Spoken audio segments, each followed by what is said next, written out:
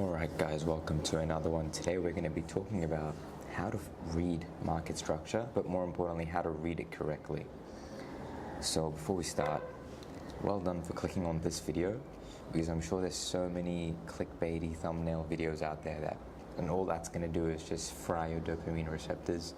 So instead of going for those videos, you've gone for this one, and yeah, I just wanted to say good job, and yeah, let's get straight into it.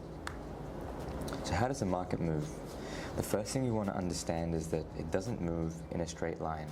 The market moves in zigzags, so it goes up and down, up and down, up and down. That's essentially how it moves. It's never a straight line up or a straight line down. So we're going to take a closer look by using TradingView screenshots that we have here today. So firstly, there's three types of market structure. We've got bullish, bearish, and ranging. So bullish market structure basically means that the buyers are strong and the sellers are weak. That's basically when price is moving upwards because the buyers are strong, right? Whenever buyers are strong, the price is going to keep moving upwards. It's going to keep rallying. As of now, that's what's happening with Bitcoin. The buyers are very strong and the price of Bitcoin has just been increasing day by day by day pretty much.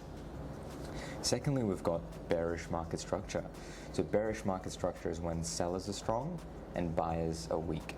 So this is what we see in bear markets or in crypto crashes. Whenever crypto crashes, that's when there's a bearish market because everybody's selling and nobody's buying. So what happens to the price? It goes down. All right. And lastly, we've got ranging market structure. This is when nobody's really strong and everybody's kind of weak.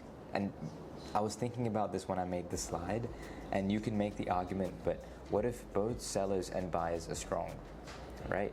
Well, if both of them are strong and they're equal, then none of them are strong. Does that kind of make sense? Because their strength cancels each other out. And if it cancels each other out, then that means nobody is strong and everybody's weak. So that's the whole idea. Bullish, buyers, bearish, sellers, and ranging is basically nobody, no man's land. So let's jump into bullish market structure. Bullish market structure. This is essentially when we create higher highs and higher lows. So the main thing I want us to focus on is the words highs and lows, because I told you before that the market doesn't move in a straight line. So when you look at this picture, what do you think? Is the market overall moving upwards or is it overall moving downwards? We're looking at the overall shape. Is it going up or is it going down? It's pretty obvious. It's going up. It's gone from here to here. So obviously it's gone up. But as we can see, it's not going up in a straight line. We're going up and then we're kind of coming down and then we're going up and then we're kind of coming down, right? So this is essentially what we call bullish market structure. So here we can see that the price came up, it created a higher high, and then it came down a bit more, and then it created that higher low, and then it created another higher high, and then it created another higher low. So what does the term higher high and higher low mean? So the fact that this is a higher high, why is that called that? Because this high is higher than the previous high. Does that make sense? This peak right here is smaller compared to this one because this peak went higher than this peak. So that's why this is you can call it a higher peak or you can call it a higher high. In trading, most of the time they call it highs and lows. So this is a higher high and we've got a higher low. So the last time when the market came down to a trough, when it crashed, it was down here. But the next time the market crashed, it was still higher than the previous crash. So that's why this one is called a high low.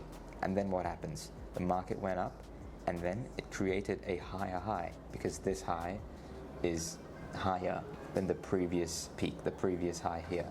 And then the market came down and same thing. The low is higher than the previous low that we had here. So that's the main thing. And that's how bullish market structure works. We go high, low, high, low, high, low, high, low, high. And the main thing is whenever the market comes down low, it doesn't come low that much. Like whenever it comes down, it doesn't come down as much. And whenever it goes up way more then it came down. Does that kind of make sense? So that's our zigzag sort of movement. We're going up, a little down, up, a little down, up, a little down, up, a little down, and then up. That's what bullish market structure is. Moving on, bearish market structure. This is basically the opposite. We've got lower lows and lower highs. It's literally the opposite. High highs, high lows, and lower highs. What we've got basically here is the market created a low, then it created a high, and then it created another low. But this low, this trough, was lower than the previous low. And then when it created the next high, the next peak is still actually lower than the previous peak.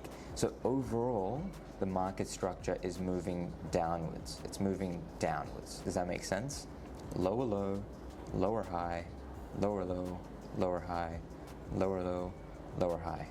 I don't know why I switched to an American accent for the last 10 seconds, but I guess it works. But I hope that makes sense. Lower lows and lower highs. Moving on, ranging market structure. This is when we have equalish lows and equalish highs.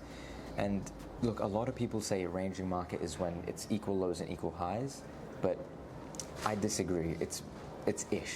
Why ish? Because a lot of the times you'll see like the market right here, it created a high here, and then it created two more highs, but they weren't at the exact same level as the previous high, but they were in that range.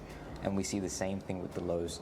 They're in that range. So when you're looking at ranging market structure, you really want to be looking at a range where price is instead of just two lines where price is. Does that make sense? And if you can figure that out, then you can essentially see where market is going. So when you're looking here, did the market go from ranging to bearish or ranging to bullish? When you look at this little movement here, is that bearish now or is it bullish now? Previously it was ranging. Well, now it's actually gone bearish because before we were just in this area and then price basically crashed. So that means we've switched to a bearish market now. So that's the ranging market. This one's pretty simple, and the general rule of thumb is whenever the markets are ranging, you don't want to be trading. You'd rather stay out of the market and wait for the market to start trending again, and then that's when you should be placing your trades. But everybody has a different strategy.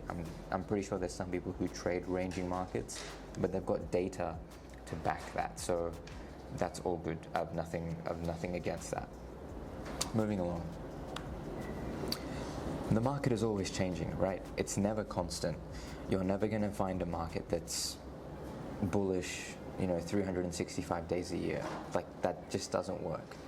And this is, if it was like that, that would be very bad, because then everyone will know, oh well, this market is always trending up or this market is always trending down. If that's the case, then everybody knows what to do, and there's going to be no disparity, and there's going to be no winners and losers. If there's no losers, then there's going to be no winners, and you're just going to, you can't do anything basically. So the fact that it's not constant is very good, because we can then recognize that shift in market structure, and when we recognize that shift, we can take advantage of what we're trying to do. So ranging markets are oftentimes a transition period. So let's say the market goes from bullish to bearish. Oftentimes we don't just go from bullish to bearish, right? Oftentimes what happens is we're bullish and then the momentum starts to wear off. Hold on a second.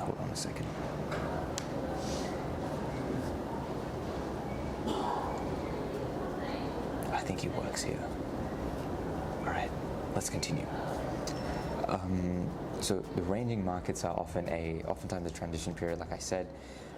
When we're going from bullish to bearish, you don't always see it going from bullish straight away to bearish, right? Sometimes, or most of the time, what happens is the market is trending upwards, and what happens is it starts to lose its momentum. So it goes from bullish to kind of ranging, and then it starts ranging within the two zones that I told you, and then it'll shift to bearish.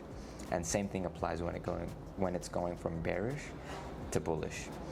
We have a bearish market, and then the sellers start to kind of wear off, and the momentum starts to wear off, and then we start seeing a ranging market, and then eventually it shifts to bullish. So that's how ranging markets work a lot of the time. So that's definitely something that you should keep in mind when you're trading or just looking at charts in general.